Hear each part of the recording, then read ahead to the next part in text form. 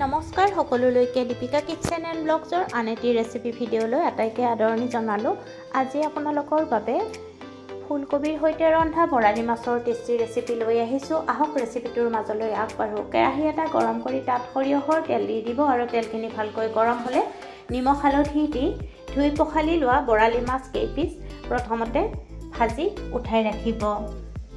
যদি আপোনালোকৰ ৰেচিপিটো ভাল লাগে ভিডিঅ'টোত লাইক কমেণ্ট শ্বেয়াৰ আৰু দীপিকা কিচেন চেনেলটো যদি এতিয়ালৈকে ছাবস্ক্ৰাইব কৰা নাই ছাবস্ক্ৰাইব কৰি ৰাখিব। মাছ কেইপিচ ভজা হৈছে, এতিয়া উঠাই ৰাখিব। সেই মাছ ভজা তলতে মিহিকৈ কাটি লোৱা পিঁয়াজ দিব আৰু কেঁচা জলকীয়া কাটি দি দিব। আপোনালোকে জ্বলা যিমান খায় সেই অনুপাতে জলকীয়া ব্যৱহাৰ কৰিব আৰু এচামুচ খুন্দি লোৱা আদা নহৰুৰ পেষ্ট দি মিহি মিহিকৈ চপ কৰি লোৱা বিলাহী দুটা দি দিব লাগিব আৰু তাৰপিছত লৰাই বিলাহী আদা নহৰু পিঁয়াজৰ কেঁচা গন্ধ গুচি যোৱালৈকে ভালকৈ ভাজিব লাগিব। এতিয়া সোৱাদমতে নিমখ আৰু হালধি গুড়ি দি দিব আৰু তাৰপিছত ভালকৈ মিহলাই ল'ব। এতিয়া কাটি লোৱা ফুলকবি আৰু আলুখিনি দি লৰাই ভালকৈ ভাজিব লাগিব।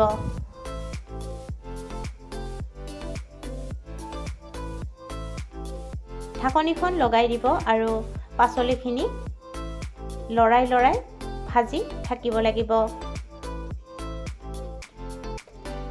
ঢাকনি লগাই 5 মিনিটমান ভজাৰ পিছত তাত এমুঠি মটৰ দি দিব আৰু মটৰখিনি দি ভালকৈ মিহলাই ল'ব লাগিব।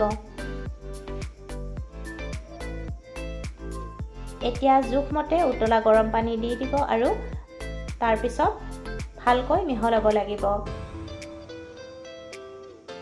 ঢাকনি লগাই দিব যাতে পাচলিখিনি ভালকৈ কোমল হৈ যায়। এতিয়া ভাজি ৰখা মাছ 3 পিচ দি দিব আৰু মাছ 3 পিচ দিয়াৰ পিছত ভালকৈ মিহলাই ল'ব আৰু পুনৰ ঢাকনিখন ঢাকি ৰাখিব 5 মিনিটৰ কাৰণে। 5 মিনিট পিছত ঢাকনিখন গুচাই ল'ব আৰু তাত এতিয়া গৰম মছলা গুড়ি এচামুচ দি দিব আৰু তাৰপিছত ভালকৈ মিহলাই ল'ব।